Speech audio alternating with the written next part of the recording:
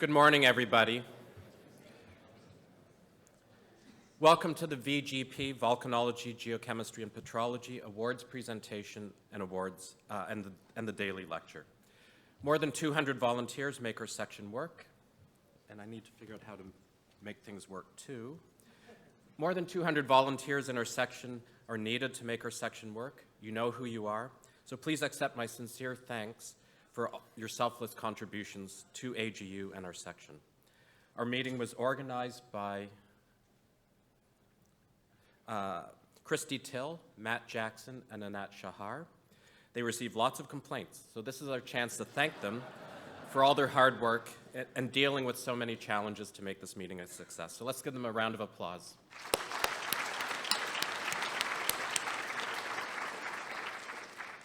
VGP relies on many other volunteers. We have 2 student representatives, Matt and Kara.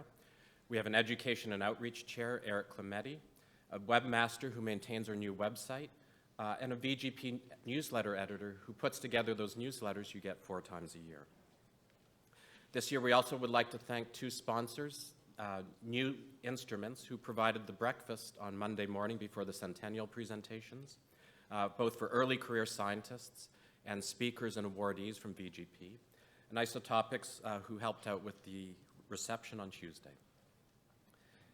We also, today we're also recognizing, all AGU sections recognize a small number of students for outstanding presentations at this meeting. So I'd like the OSPA awardees from last year, if you're here, to come on the stage. We'll take a photograph.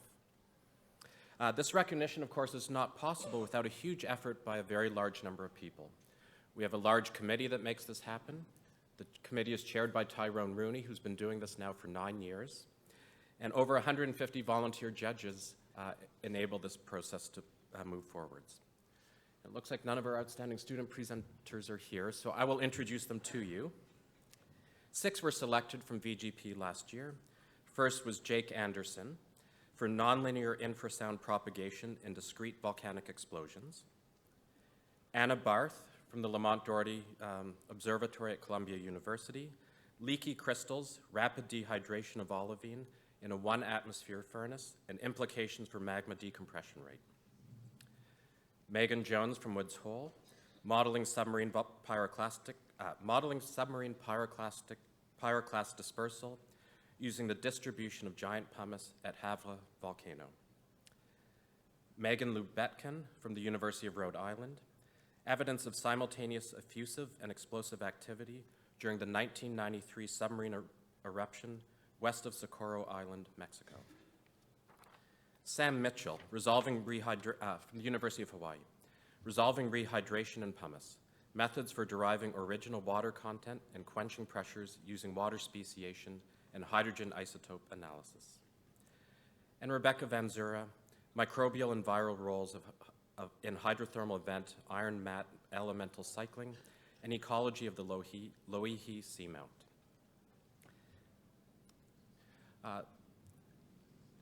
Our outstanding student presentation awards receive free registration for this meeting. This is made possible because of your generous donations to the VGP section. We also use our resources to support travel grants to this meeting. And in this capacity, I'd like to thank everyone for donating to the Austin Challenge and the matching gifts that come with this. We also award we have a number of canvassing committees that help us solicit nominations for union awards and honors. The McElwain Canvassing Committee is chaired by Nicolas Dauphin. The Union Awards Committee is chaired by Mark Kurtz. And this year, it was a great pleasure to watch 2 VGP members receive union medals last night. The Hess Medal was awarded to Rich Walker from the University of Maryland, and the Simpson Medal was awarded to Penelope King from the Australian National University. It probably goes without saying that you cannot be selected for any award or medal if you're not nominated. So please nominate your colleagues. If you need any help or guidance in the procedure, please reach out to these canvassing committees or feel encouraged to contact me, and we will do what we can to help you with the nomination. VGP also presents a number of awards. We offer the Kuno Award and the Bowen Award. These are chaired by Mark Jelinek and Dante Canil. And again, if you'd like help putting together a nomination for these awards, please do reach out to them or to me. We also have a Fellows Committee, and this year we were awarded 6 fellows to our section. James Farquhar from the University of Maryland, Yaoling Niu from Durham University, Graham Pearson from the University of Alberta, Pete Reiners from the University of Arizona, Alexander Sobolev from Institut des Sciences de la Terre, Université Grenoble-Alpes, and Michael Walter from the Carnegie Institution of Washington. For those of you who were here on Tuesday in the same room, you got to hear from the 2 awardees, the 2 Bowen awardees. This is again the VGP award for mid and senior career scientists. And we heard first from Mary Reed from Northern Arizona University and Graham Pearson from the University of Alberta. And these lectures were recorded if you did not have the opportunity to watch them in person. So this morning we present the VGP Early Career Award, the Hisashi Kuno Award, presented annually to an early career scientist for outstanding contributions to the fields of volcanology, geochemistry, and petrology. It's named in honor of the life and work of Hisashi Kuno, an exceptional volcanologist and petrologist of the mid-20th century. Successful nominees are no more than 7 years past the completion of their PhD or highest terminal degree at the beginning of the year in which the award is presented. This year, the pool of nominations was so outstanding, 2 awardees were selected, Marion Garçon and Daniel Stolper. And to introduce Marion Garçon, we have Al Hoffman.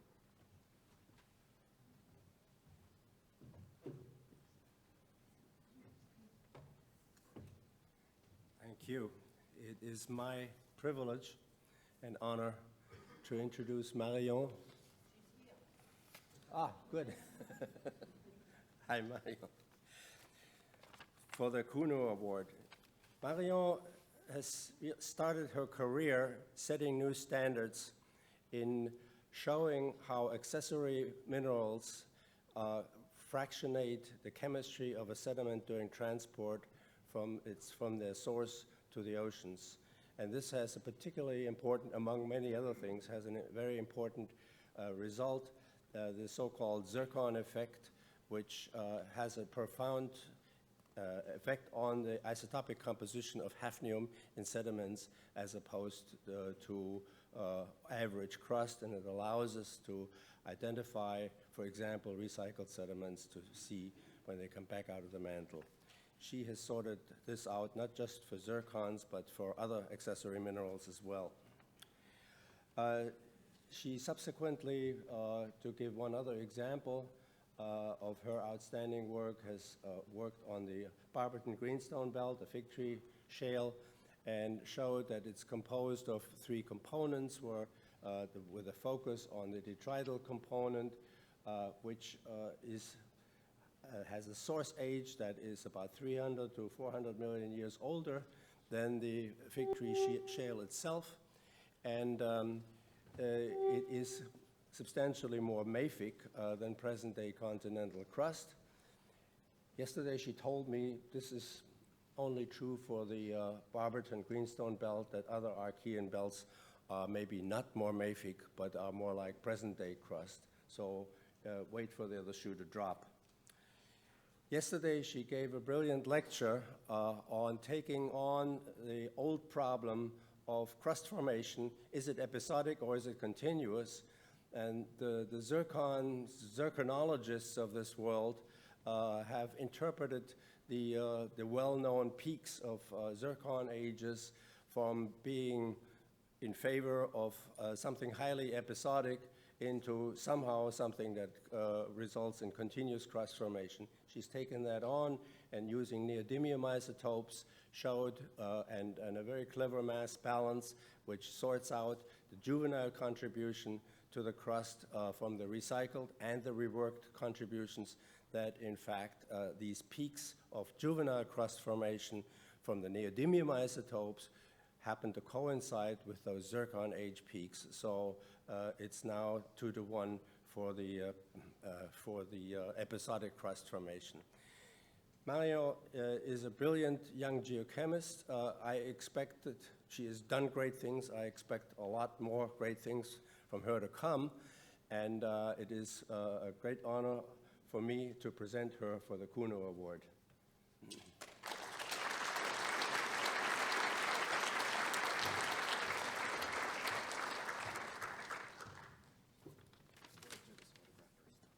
First photograph. Here in a minute. Never. Yes. Oh, right, I gotta straighten out my glasses first.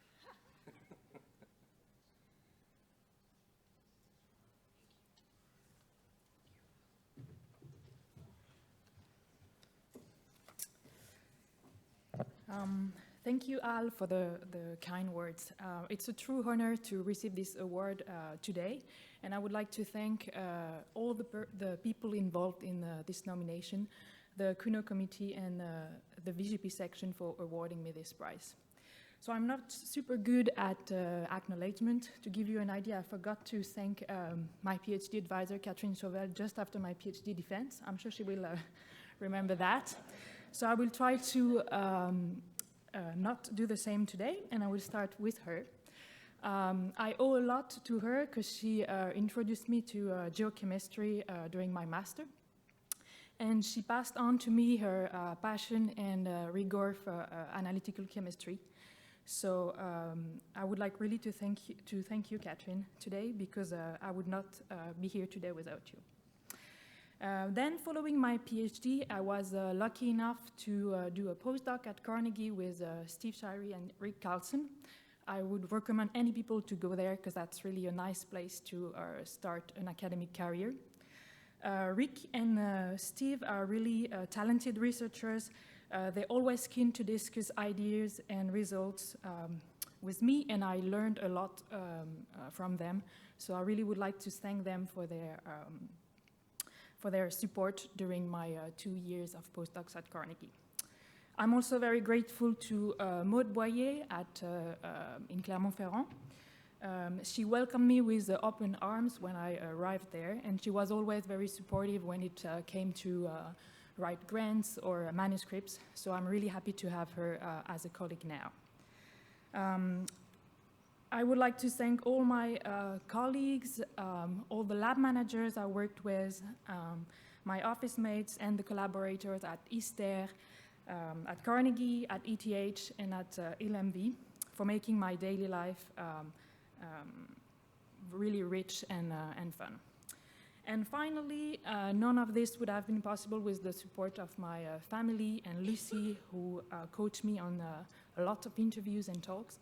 So I feel lucky, very lucky to have them and our new addition, my little girl Jade. Thank you.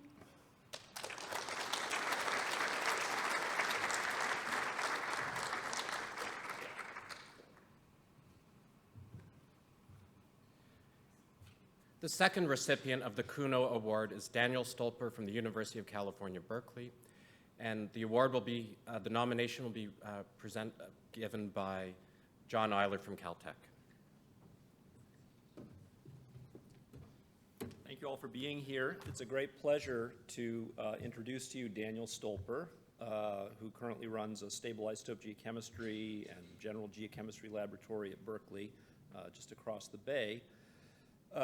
Daniel could be a recipient of a Young Scientist Award for a number of different reasons, but I think understanding why he's here today and the reason why he's received the Kuno Award, it's helpful to recall what Hisashi Kuno did. So Hisashi Kuno contributed fundamentally to our understanding of the origin of arc volcanics at a time when this was a really essential question in the earth sciences. He collaborated with Harry Hess, and his understanding of arc volcanism surely contributed to the integration of igneous processes in our understanding of plate tectonics. So of all of the different things that Daniel could be recognized for, I think it's very appropriate that he's being recognized today for his series of papers over the last couple of years, written with a number of colleagues at other institutions, documenting how the oxidation state of the Earth's oceans and atmosphere evolved over geological time as imprinted in the igneous rock record. So Daniel mined an enormous accumulated database of iron chemistry, iron abundance and redox state in the igneous rock record, documenting how igneous rocks act as a sort of template for recording the oxidation state of the environments in which they're erupted and weathered. And he showed really elegantly that the igneous rock record is not the dead ejecta of magmatic systems. It's a living part of the redox chemistry of the Earth's surface. It is a template for writing the oxidation state of the environment. It is a reservoir for storing oxidants in the rock record. And then when returned to the mantle by subduction and rejuvenated by melting, it then is an agent for delivering oxidation back to the Earth's surface. So it's a wonderful, elegant series of papers, and I strongly encourage you to go read them. There are two reasons I want to share that I particularly like these papers, and both of them are reasons why they never should have been written, not by him anyway. So one of them is that this record that he mined of the iron chemistries of rocks, we have all been sitting and staring at in spreadsheets for decades. And somehow none of us put together the story that those data tell about the evolution of the Earth's oxidation state after the rise of oxygen, which is one of the great stories, one of the great challenges in the earth sciences today. A second reason why these papers shouldn't have been written by him is I knew Daniel Stolper when he graduated with his PhD, and I can tell you he didn't learn any igneous petrology from me. So somehow he has succeeded in not just assimilating an entirely new discipline for him, but impacting it, entering that discipline and saying things that force you to respond, force you to look at the rock record in a new way. And it really is characteristic of him. He has done this repeatedly in analytical technology. He was the first person to work on a new generation of high-resolution isotope ratio mass spectrometers. He is the initiator of methane clumped isotope thermometry. He did seminal contributions to experimental petrology, metamorphic petrology. He's really wandered through the earth sciences very broadly and made very challenging, interesting, thoughtful contributions wherever he has gone. So please join me in congratulating Daniel for this deserving award.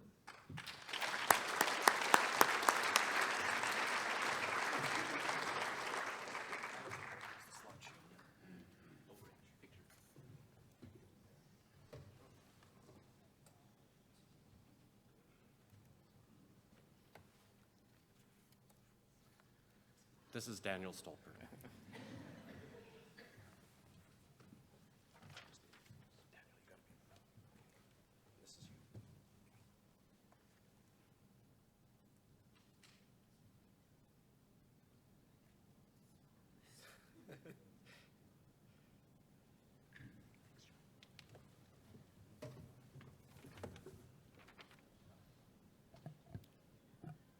Thank you, John, and thank you to the VGP section for this wonderful honor. I was both delighted and I have to confess, quite surprised when I learned that I would be receiving this honor because, as John has noted, for those of you who know me, much of my work falls outside of what would be described as the VGP area. The conclusion I have come to, and the baseless rumor that I'm now going to start, is that the committee accidentally combined all papers over the past few years by someone with the last name of Stolper into the file that they considered. I'll note I have not pursued this suspicion any further. My path here has been strongly influenced by a variety of people. They shape my values as a scientist and as a person. I'd like to take the time here to acknowledge them. My scientific education began a long time ago, I would say at the age of 6, when I started going with my father, Ed Stolper, a Caltech geology professor, to weekly Saturday lunches attended by Caltech geology students, postdocs, visitors, some of whom are here, and professors, including people like Sam Epstein, Joe Kirschfink, Lee Silver, and Dave Stevenson. At these lunches, all topics from science to sports to pop culture to politics were debated with vigor, though not necessarily knowledge. And I can still remember a few of the more memorable debates, but there is something that's left an impression on me. And what I remember most is that everyone, no matter their age or background, was treated as an intellectual equal. And this includes me even when I was a boy. And these lunches shaped and continue to shape two of my core scientific values. The first, it's the idea that matters, not from whom it comes. And second, we're in the business of the search for the truth, and intellectual debate, and a diversity of opinions is key to this endeavor.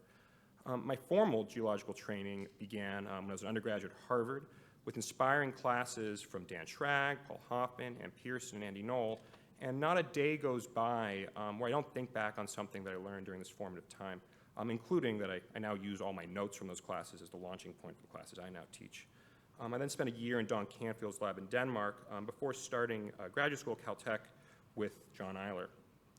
John gave me great freedom, and this includes, I think, some very important things. One was the freedom to make mistakes, and the second was the support needed to work on problems that people advised me not to pursue because they thought they would never work out. And this includes a major part of what became my thesis.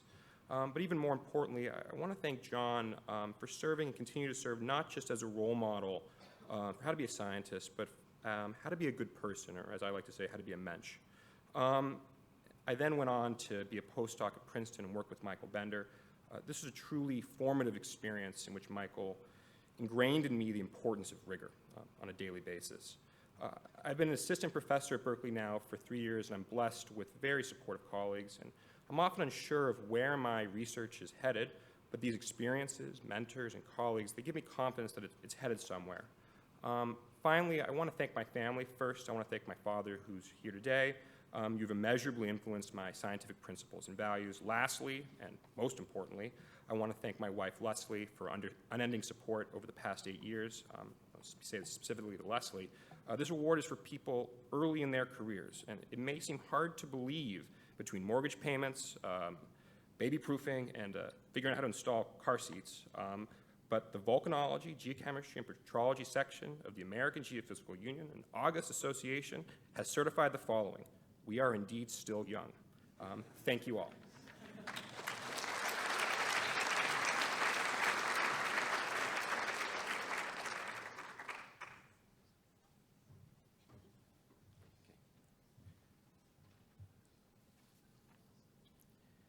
The Fire Marshal has requested that we make sure we don't block the doors at any point during today's presentation. And for those who would like to ask questions of the Daly Lecture, please line up at the microphone in the middle of this room, and questions will be asked in the order in which people line up. It is with the greatest pleasure that I get to introduce the 2019 Daly Lecturer, Marie Edmonds from Cambridge University. Professor Edmonds is a volcanologist who studies the physical and chemical processes that accompany or drive volcanic eruptions. Her research has an emphasis on quantifying the gas and volatile flux in magmatic systems, and more recently, the global long-term volatile cycling through the solid Earth. She received her undergraduate and graduate education at Cambridge University, then spent a couple years as a volcanologist for the British Geological Survey at the Montserrat Observatory. An exciting time to be stationed there. After a couple years with the Hawaii Volcano Observatory as a Mendenhall Fellow, she returned to Cambridge, where she's now a professor and the Ron Augsburg Fellow in Earth Sciences at Queen's College. I've always been envious of the breadth of approaches she takes to studying volcanic processes, including remote sensing, characterizing the products of volcanic eruptions, and integrating such data with mechanical and thermodynamic models. She is bridging the gap between volcanology and the study of ore deposits. And her scholarship is improving our understanding of volcanic hazards. For her scholarship, she has been recognized with the Wager Medal from IAVSE, the International Association of Volcanology and Chemistry of Earth's Interior, and the Thermo Fisher Volcanic and Magmatic Studies Group Annual Award. She has also been a dedicated member of the AGU community and VGP in particular. She served as the VGP secretary, and she's currently serving as editor for G-Cubed. Please join me in congratulating Marie Edmonds. So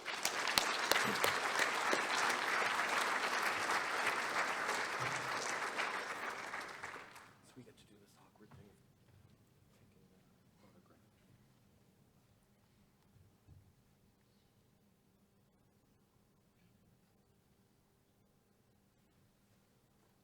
And let's get your talk set up.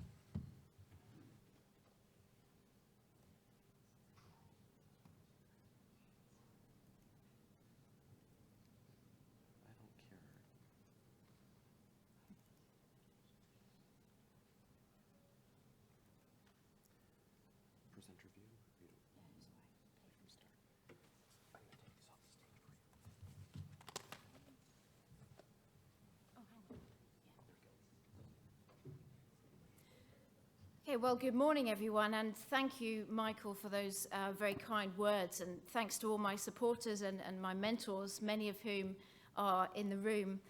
And it's an enormous honor and very humbling to give this lecture in the name of Reginald Daly, a Canadian, who was, of course, a great polymath in our field, made enormous contributions to igneous petrology, to such diverse fields as paleoclimate through his studies of corals and the effects of sea level on their growth, and also mantle geodynamics.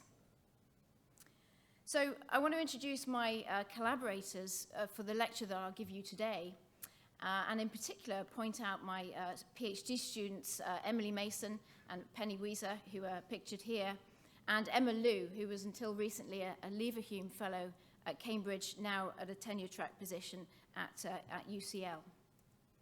So I call myself a volcanologist, and of course that's really a jack of all trades.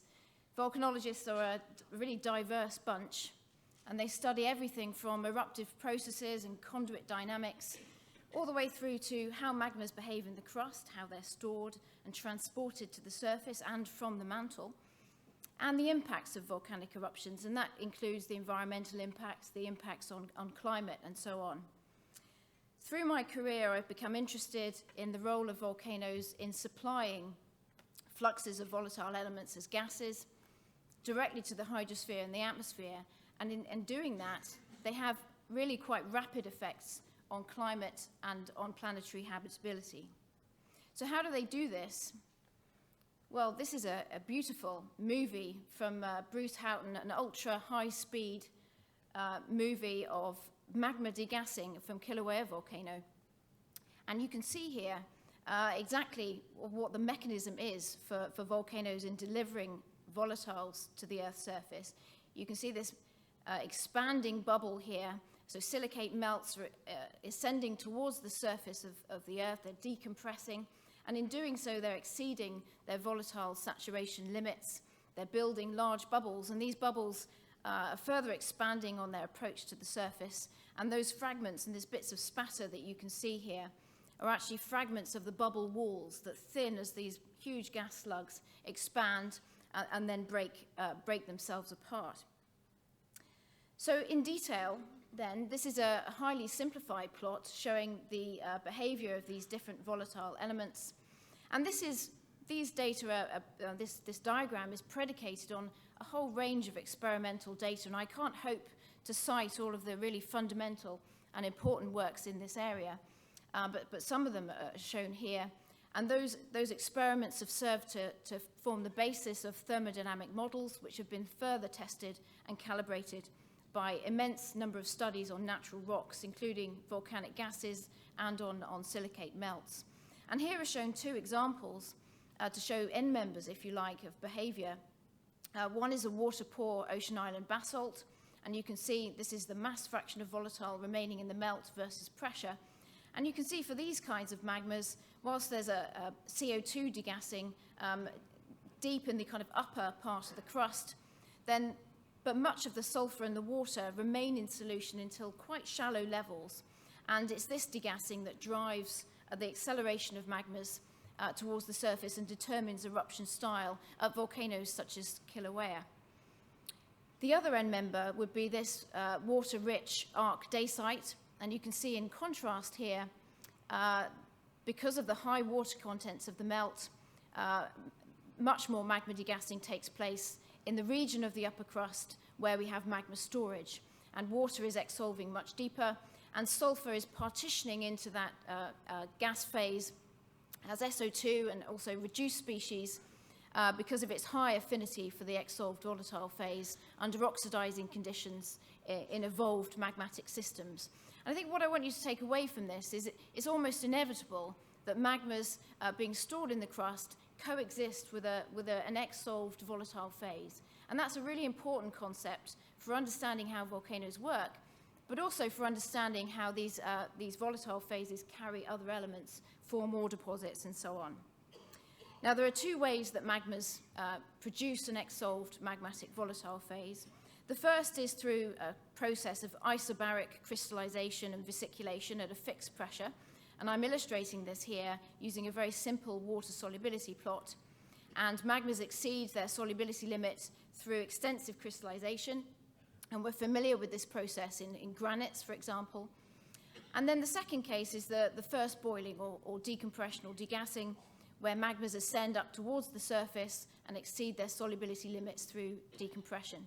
And here is a typical kind of texture where you may have degassing-induced crystallization and the formation of an exsolved volatile phase that accelerates magma towards the surface. And that's the main process that I'll be talking about today. Now, based on that understanding of the fundamentals of how volatiles behave in magmas, we then have a framework for understanding the compositions of volcanic gases in many different tectonic settings around the world. And this has been studied by the pioneering gas geochemists, such as Terry Gerlach from the USGS and Werner Giggenbach. And they, through a sequence of very detailed papers, characterized volcanic gases in a range of different settings. And we know, for example, that the volcanic gases emitted from arc volcanoes are very rich in water and hydrogen chloride gas. And these components are sourced from the subducting slabs and the dehydration of hydrous minerals on the slab, which then get recycled and returned to the surface environment. In contrast, the types of volcanic gases we see at volcanoes such as Hawaii are rather poorer in those constituents and instead richer in carbon and sulfur. And then at mid-ocean ridges, of course, the magmatic components of hydrothermal magmatic fluids at mid-ocean ridges are rather poor in water, and that's due to the weight of the water column above the vents actually suppressing the degassing and exsolution of water there. So these are the main components, what I would call the major components of volcanic gases that I've spent much of my career characterizing and quantifying and trying to understand. But actually in this lecture today, I want to focus on these minor constituents. And this is something that I've become interested in the last few years. These minor constituents are trace metals, they're volatile metals, and I'll show you evidence for that claim. Things like thallium here, antimony, copper, this is silver, tin, bismuth, and so on. And there have been a number of studies that have quantified these metals in volcanic plumes, and I name a few of those here. But I think there remains many interesting and enigmatic questions concerning exactly how they behave, how they degas, what their fate is in the environment, and how significant volcanoes are in the geochemical cycling of these elements. So the first thing I would point out is that based on the data we have from basaltic volcanic gas plumes, the volcanic metal fluxes are very high and globally significant. And so in this histogram, I show the fluxes of typical metals that we find in these plumes: copper, lead, arsenic. This is a metalloid. Cadmium and selenium. And you can see in red here, these are the volcanic fluxes.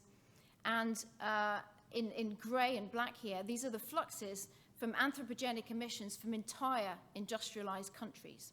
So, and you can see that individual eruptions, this is the 2018 Lower East Rift Zone eruption from Kilauea, are producing fluxes certainly comparable to entire countrywide fluxes. So this is certainly an important source of metals to the surface environment of our planet.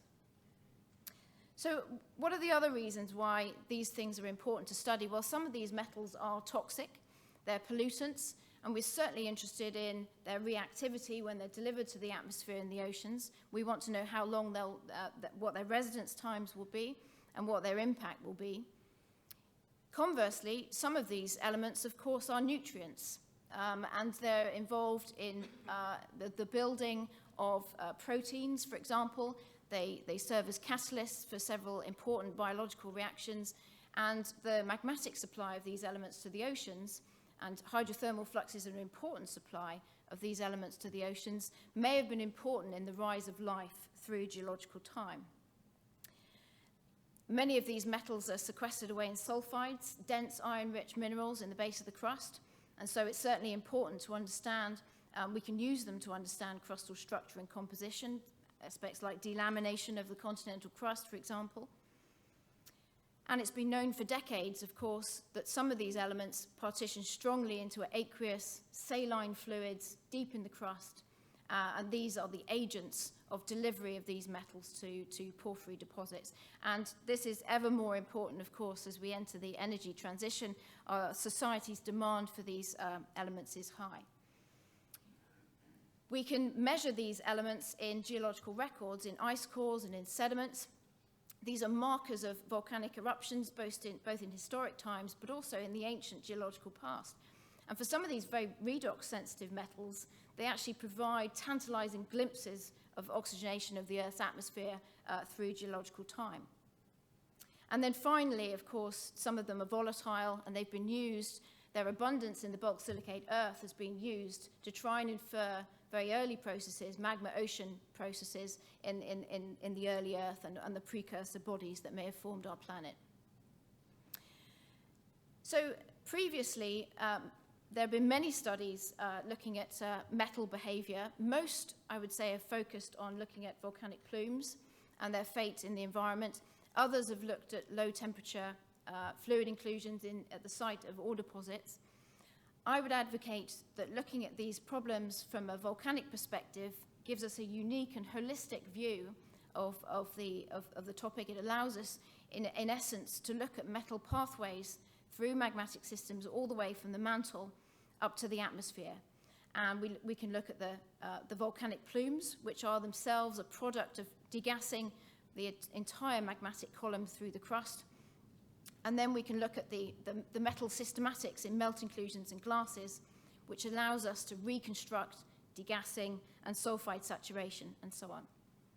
And so the important questions then that I'll explore in the next half an hour or so are, do these metals in the volcanic plumes exist as gases, as aerosols, or in fine silicate ash, i.e.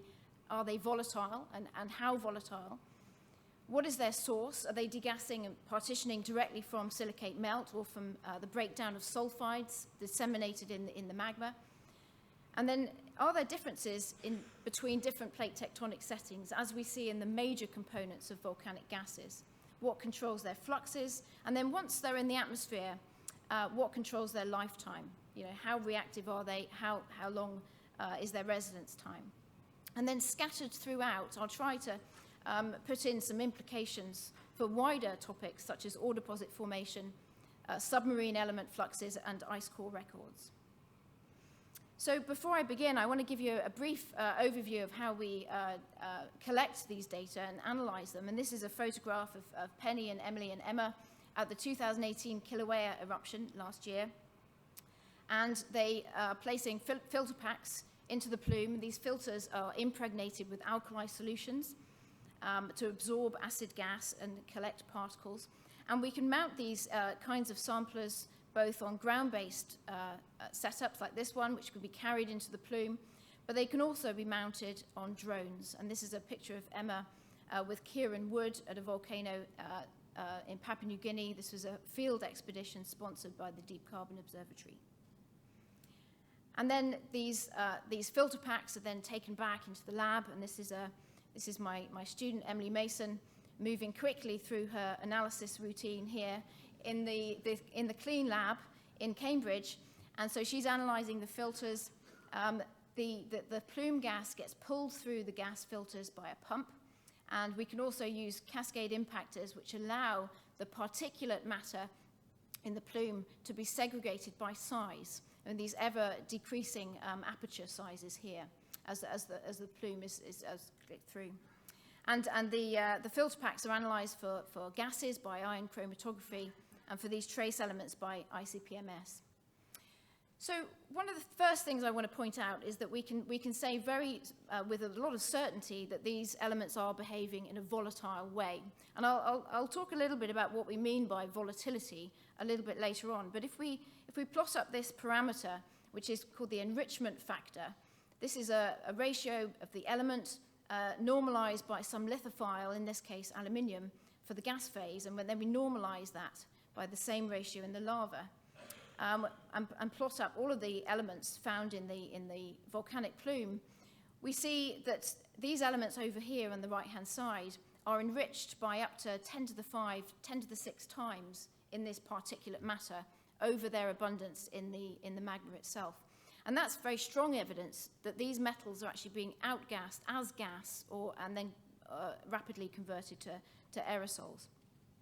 Whereas these on the left-hand side are clearly behaving as lithophiles, i.e. they prefer to remain in the silicate melt, and they're probably present as silicate particles, fine ash, in the volcanic plume.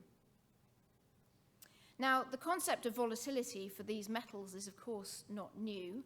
There have been a wide number of studies in the literature on volatility for these metals. This is a recent work by Norris and Wood, published in Nature in 2017, and they undertook experiments under dry conditions to look at the volatility of these elements to explain their abundance in bulk silicate earth.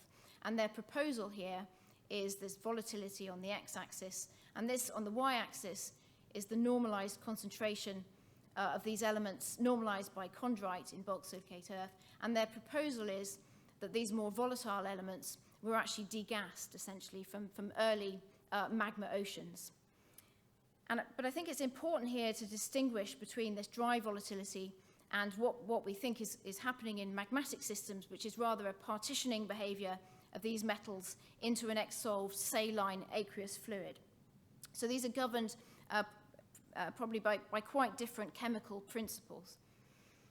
Another study here is by Guo and Audeta in 2017, and they looked at the abundances of these elements in fluid inclusions hosted by olivine.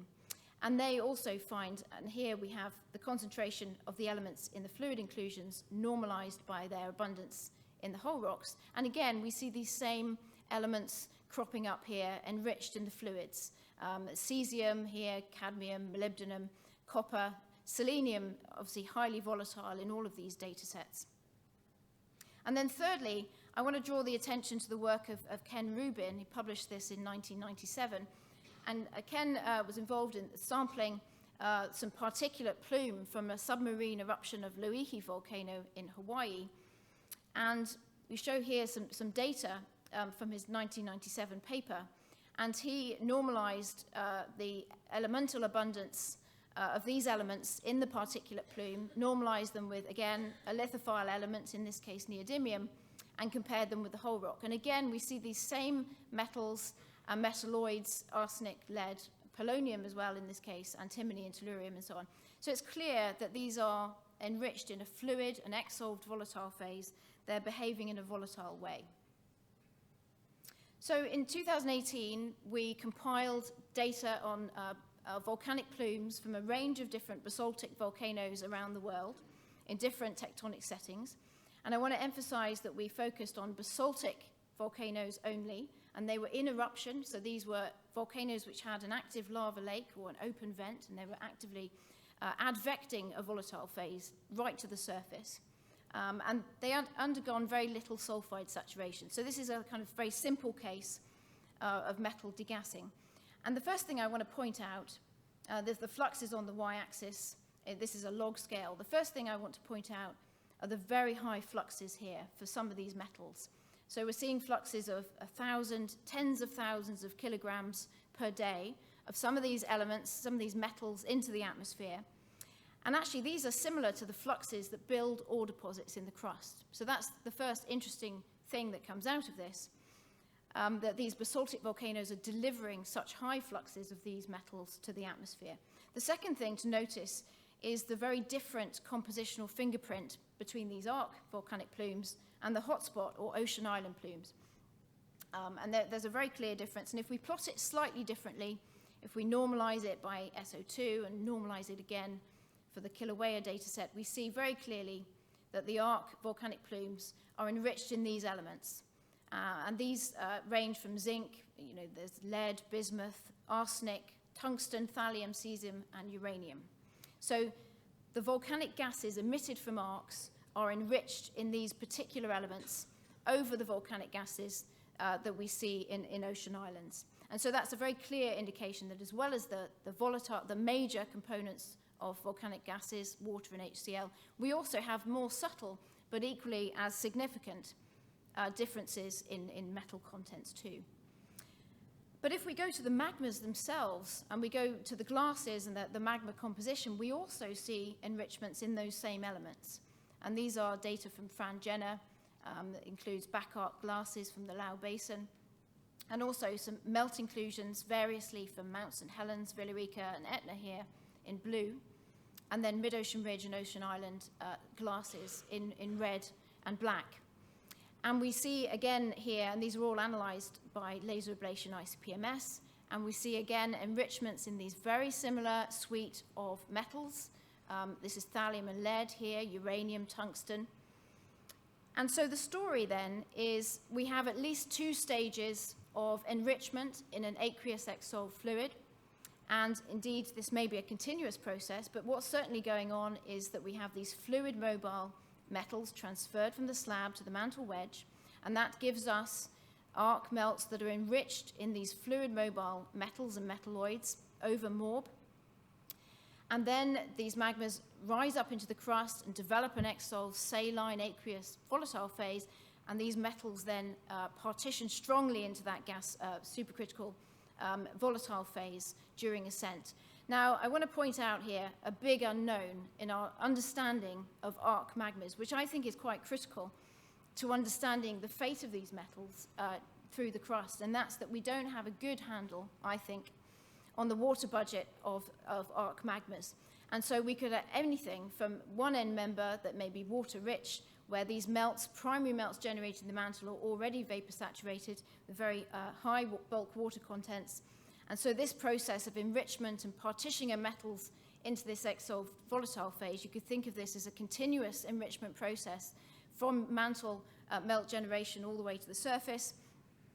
Or the other end member would be the water pore case, in which magmas have to ascend to really quite shallow depths to allow the vapor phase to become sufficiently hydrous. And water is important because a saline, water-rich, exsolved volatile phase acts as a solvent, and it really enhances the partitioning behavior of these metals. So understanding the water budget of arc magmas is really quite critical to our understanding of these metal budgets. And I think that really there's a big hole in our understanding here. And I've put down here for comparison some experimental data from Kepler and Wiley in the 90s that show that for these elements that we've been talking about that are enriched in the fluid, the aqueous fluid, these all have high fluid melt partition coefficients relative to those for the rare earths. And so these are the fluid mobile metals. So I've talked so far about the metals in a water-rich arc magma, but I just want to now, for comparison, look at the water pore case.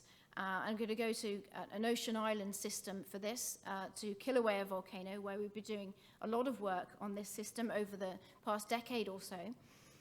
And I'm going to show you evidence for these 4 stages of the different metal pathways through the Kilauea system, starting from in the mantle, where we have a sulfide phase in the mantle that retains some of these metals during melting. So that gives Kilauea melts a very specific initial metal concentrations due to this process. And then magmas ascend up into the crust, and they undergo a second stage of sulfide saturation in a shallow magma chamber. And that's where the really interesting behavior starts to happen, because then, of course, as magma reaches close towards the surface, it starts to degas, and it starts to generate this aqueous fluid much more shallowly than the arc magmas. But as soon as these sulfides and the aqueous fluids start to interact with each other, and they do interact with each other, and I'll show you why, there's a very, it's energetically favorable, the sulfides and the wetting the vapor bubbles, then the sulfides start to break down, releasing their metals and sulfur back into the melt, making them available for emission into the atmosphere. And then once they're emitted into the atmosphere, the metals are dispersed, they're speciated, they mix with air, and they undergo some chemical transformations in the plume itself. So I want to acknowledge here the work of my student, my very talented student, Penny, who's a third-year PhD student in Earth Sciences in Cambridge, and she's been working on some melt inclusions, which is part of a much wider suite of samples that we have from Kilauea for the last few hundred years. And she's been working on chalcophile and volatile metal abundances in olivine-hosted melt inclusions. And here is an image of one of them here. They're pristine and glassy. They typically have this little shrinkage bubble. And she's been in particular looking at the tephra erupted during the Mauna Ulu eruption in the upper East Rift zone of Kilauea Volcano. And I'm going to show you some of her results, but if you want the full story told in a much more coherent way than I can possibly do, please do go to her talk tomorrow afternoon at 2:25. So the first thing she recognized for these melts erupted at Kilauea is that they are dramatically depleted in chalcophile elements. And what she's done here is to plot the elements across the x-axis, and she's plotted the gradient. If you were to plot each of these elements against barium, which we know is highly incompatible, this would be the gradient of that plot. And you can see there are two subgroups of elements here. One would be something like lanthanum, a light rare earth element that's clearly behaving incompatibly. And then the other, exemplified here by copper, which is behaving compatibly. And this is a clear indication that there are sulfides in the mantle source beneath Hawaii that are retaining these chalcophile elements during melting. And here's an image of a sulfide wetting olivine grains in the mantle. And this is not a Hawaiian xenolith, unfortunately it's a Kerguelen mantle xenolith. But there's been a lot of work done in the past on the wetting properties of sulfide and how it varies with FO2. I don't have time to go into here. But Penny put together a very simple model to explain the Kilauea data. And this plot shows the melt fraction on the x-axis and then the melt concentration of these different elements on the y-axis. And you can see here barium acting like an incompatible element during melting, and then copper in the absence of sulfide behaving as an incompatible element. But these purple curves here show you the effect of having a little bit of sulfide in the mantle source. And the effect of that is to have copper behaving compatibly until the sulfide is exhausted, and that's marked by these little asterisks. And so by assuming a typical melt fraction for Kilauea, and then the observed extrapolated primary melt copper and barium concentrations, it's possible to infer that there may be a sulfide concentration in the melt, or sulfur concentration of between 100 and 200 ppm of sulfur. So that's the first thing. And before I go any further, it's necessary for me to do a kind of sulfide saturation 101 now to ensure that everyone remains on board for the next part of the talk and I don't lose anybody. So some of you may be very familiar with this, others less so. But here in the top left, this sulfur exists in silicate melts in two forms. One is S2- sulfide, and the other is S6+, and that's sulfate. And the abundance of these two forms depends on the oxygen fugacity of the melt. And so here's the amount of S6+ you have in the melt as a function of FO2 here. And this plot shows how much of those species can be dissolved in a silicate melt before it must saturate with another sulfur-bearing phase.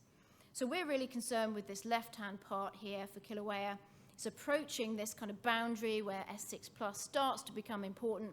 But essentially, Kilauean magmas can hold this much sulfur as sulfide dissolved in the melt before it starts precipitating, in this case, an iron sulfide liquid as little round blobs in the magma. Now this amount of sulfur, which we call the sulfur concentration at sulfide saturation, there are many papers that have different models for how this works. I've just picked one from Smythe et al., 2017, and you can see that the amount of sulfur that a melt can hold depends. This is an entropy term related to the dissolution of sulfur in a silicate melt. The major element concentrations in the melt, temperature. It also depends on the composition of the sulfide itself and on the iron content of the melt as well, the activity of iron in the melt. And this is a little cartoon plot showing you how it works. This is the degree of crystallization from a melt that comes out of the mantle here with about 500 ppm of sulfur. And then it crystallizes, and as it does so, the concentration of sulfur increases in the residual melt. And this black line is the sulfur concentration at sulfide saturation. Of course, where they meet is where we have sulfide blobs forming in the melt. So we go on to the next stage of the history of Kilauean magmas, which is they ascend into a shallow magma chamber, they start to cool and crystallize and fractionate a sulfide phase. And here are some data showing the sulfur concentration of melt inclusions from Kilauea, and this is from a whole range of different eruptions. And these are some matrix glasses down here against magnesium. Now, it's well known at Kilauea that magmas rise up and pond and fractionate much of their olivine in a shallow summit magma reservoir, and there's extensive geophysical evidence for this, the existence of this reservoir. And I show here a cartoon by Ryan et al. In 1987. And as these magmas pond here, they start to fractionate olivine, and you can see here the sulfur concentrations. There's a small gradient here as this olivine fractionally crystallizes. But then we have sulfide saturation here, where this SCSS curve, sulfur concentration at sulfide saturation, crosses the sulfur concentration trend here.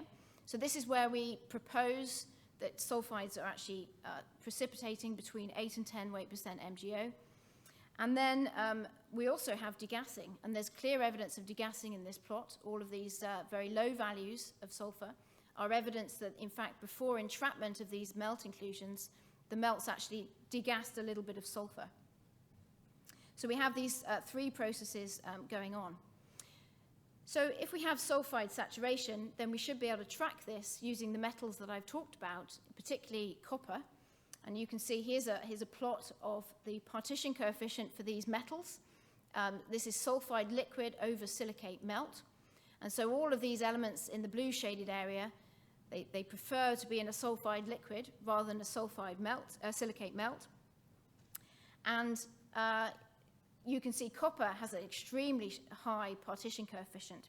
And yet, when we plot copper concentrations against MgO, we see that the copper concentrations are seemingly not affected by sulfide saturation at all. And if anything, for these Kilauea glasses, they're actually going up as if sulfide saturation had never happened. So what's going on? Well, this is the interaction between the sulfides and the aqueous vapor, and this was really sparked by this really interesting study that was published in 2015 in Nature Geoscience by Jim Mungle et al. And he showed experimentally, actually, that sulfides and aqueous fluid bubbles have an affinity for one another. So the low-density vapor wets sulfide liquids, making them buoyant and making them rise up towards the surface. And Tamsin and I published a paper in Elements in 2017 that laid out a mechanism for how this might work in volcanoes, where we have a sulfide liquid that cools slightly and then maybe unmixes a little bit into these various complicated sulfide solid solutions. But then on attachment of a gas bubble, the sulfide very rapidly degrades and gets resorbed, converted to an iron oxide, and then all of those metals and sulfur get redistributed amongst the melt vapor system. And if we look closely at Kilauea tephra, we think we can actually see these processes going on. There are no sulfides left in the matrix glass. They only are preserved as inclusions inside olivines in embayments here, which is protected from the outside world by a vapor bubble here in the neck of this embayment in a crystal. And we see them stuck on the walls of vesicles. And where they're associated with vesicles, we clearly see these kind of sulfide breakdown textures developing. And even more convincingly is some work done by Emma Liu for the Holoroyne eruption, and she's looked at tephras, and this, of course, produced a very large sulfur dioxide cloud which covered much of northern Europe in 2014 and 15. And you can see very clearly here the same thing. The mass fraction of sulfide is a little bit bigger, but they're certainly associated with these vesicles.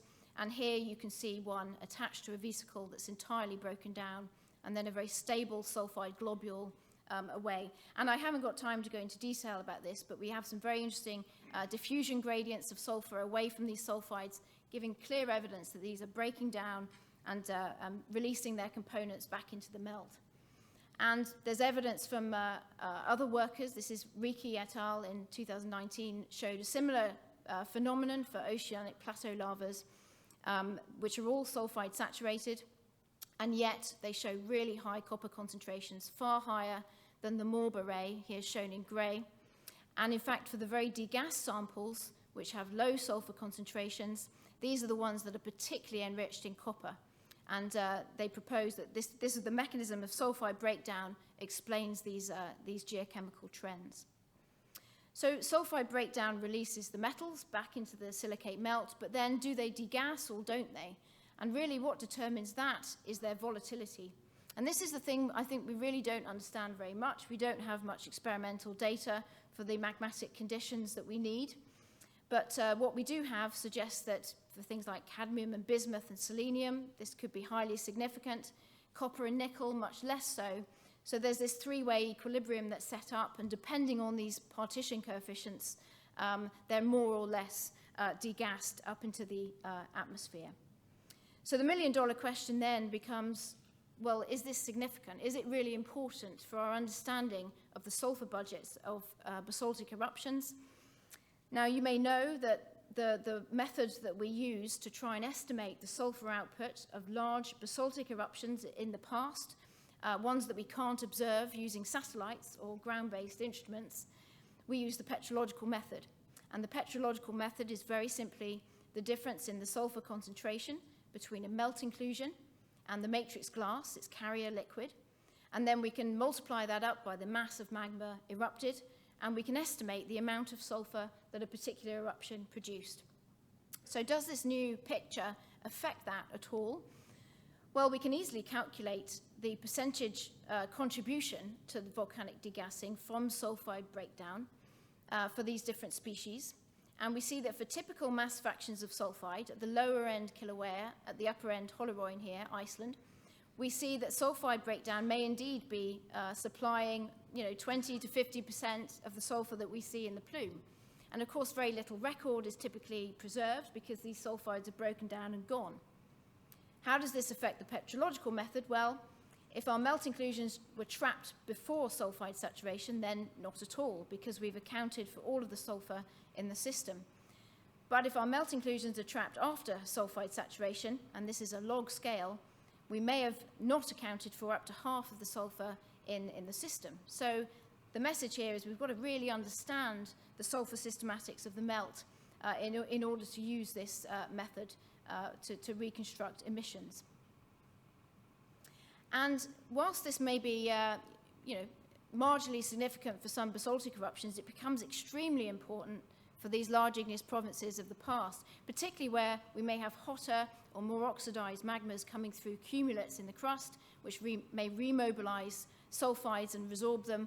And this mechanism has been proposed, for example, for the end Permian mass extinction event. These are the Norilsk nickel deposits, and it's been proposed that this bubble riding mechanism may have mobilized sulfides to the shallow system and released the nickel into an aqueous fluid phase, which then was degassed as aerosol and vapor. And that may then have led to runaway methanogenesis, which could have been a kill mechanism in a mass extinction. And this, of course, speaks to the global nickel anomaly that is associated with that large igneous province at the end of the Permian. And then I have another interesting question, is whether this sulfide cannibalization process is actually important for the formation of copper porphyry deposits. And we have this enigma, of course, that I'm sure many of you are aware of, that copper porphyry deposits typically form from calque alkaline magmas. This is a plot of iron against magnesium. And these are the copper pore magmas. And that's an enigma because it suggests that these have undergone sulfide saturation very early on. And there must be some mechanism of concentrating and remobilizing that sulfide into an aqueous fluid phase. And so this could be important. And then it's also important, of course, for understanding submarine vent fluids, particularly, and it'd be interesting to revisit the data of Rubin to try and understand how these signatures vary between MORB and back arc and arc fluids. And Ken, in his 1997 paper, made a really interesting attempt here, really valuable attempt to try and pull apart the signature of the submarine vent fluids, which elements are derived from hydrothermal circulation of the crust, and which elements are actually due to magma degassing. And I think that it'd be really valuable to go and see how this changes with tectonic setting.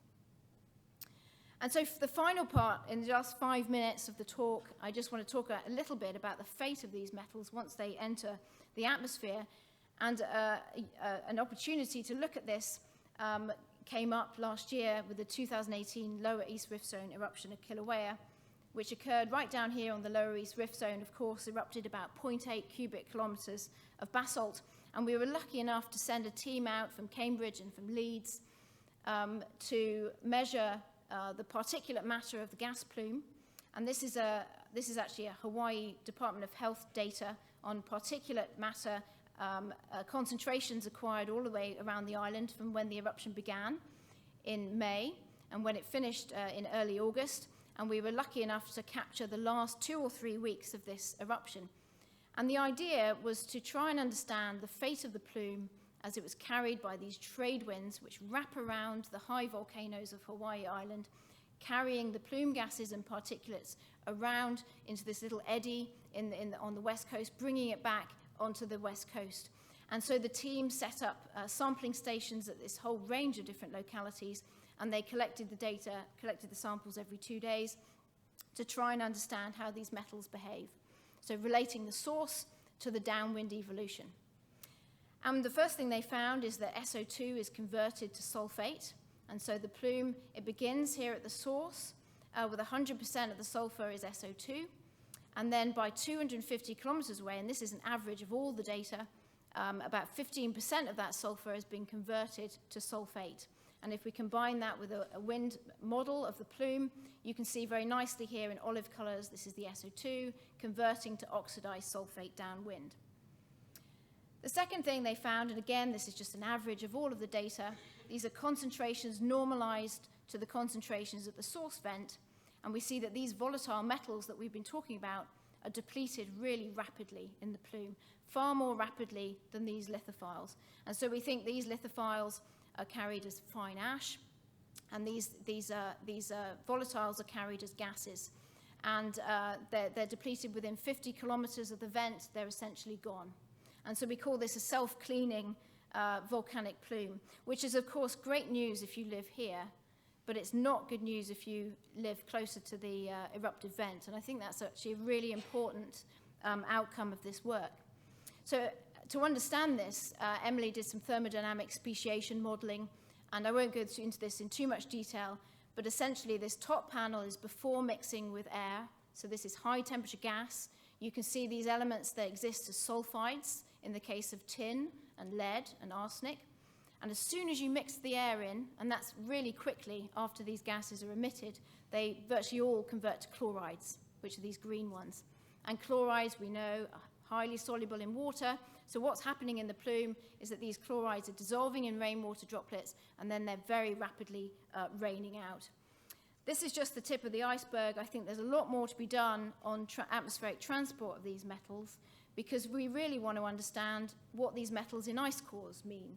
And until we have many more speciation studies, we can't, our understanding of these is extremely limited. I've recently begun collaborating with Joe McConnell on some ice cores in Antarctica and trying to understand these spikes in bismuth, cadmium, and thallium that coexist with spikes in chlorine to try and understand whether these are local eruptions, stratospheric transport of these different kinds of metals. So there's a lot of work left to be done in that area. And I'll leave it there. Thank you very much.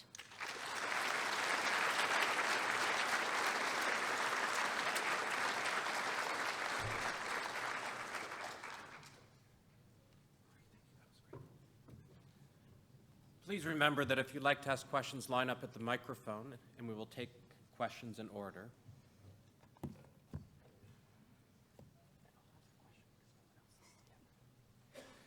So Marie, you showed us that the halogens, just in your second last slide, matter in the atmosphere.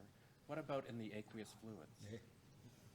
Yeah, well, that's a great question, because we know that aqueous fluids, it's the chlorine that carries these metals. And there have been many studies by Williams-Jones and Heinrich and others that have done immense detailed work on these fluids. So and that's why our fluids are so important in carrying these metals to the sites of ore deposits. Hi, Marie. Thanks for another great talk again.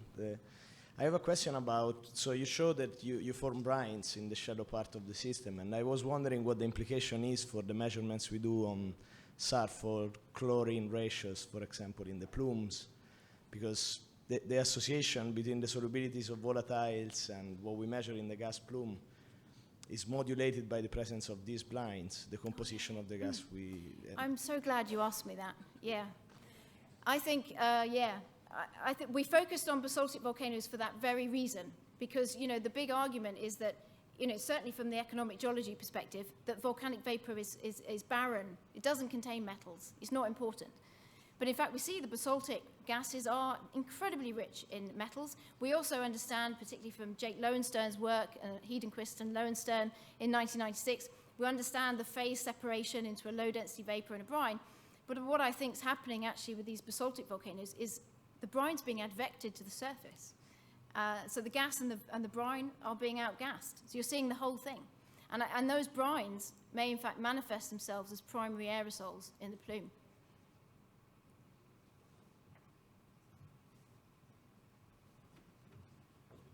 So please join me in congratulating Marie on the Daly Lecture and for delivering such a nice presentation.